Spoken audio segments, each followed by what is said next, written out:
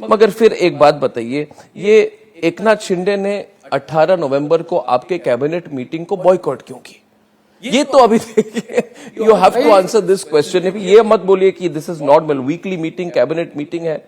और मुझे याद आता है, मुझे याद आता है जिस दिन आप इलेक्ट होके आप ओथ लेकर 2019 को आप मंत्रालय गए थे, आप गए थे, अजीत पवार नहीं गए थे।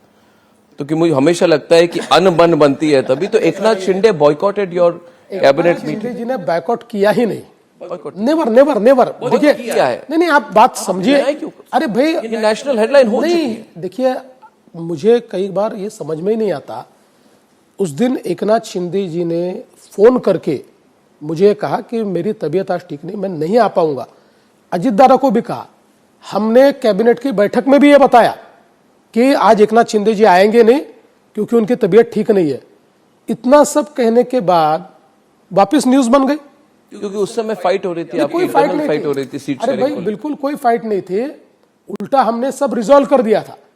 शिंदे जी ने यह कहा कि मैं रात भर जगा हूं, सुबह 6 बजे में मतलब मेरी मीटिंग समाप्त हुई और 3 ही सब्जेक्ट थे उस दिन एजेंडे पे, कुछ नहीं था।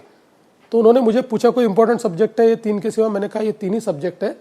बोले मेरी तबीयत ठीक नहीं, मैं नहीं आया तो चलेगा? मैंने बोला बिल्कुल मत आइए, आप आराम कीजिए। इतना सिंपल है, कोई प्रॉब्लम नहीं, कभी बैकआउट नहीं। It is absolutely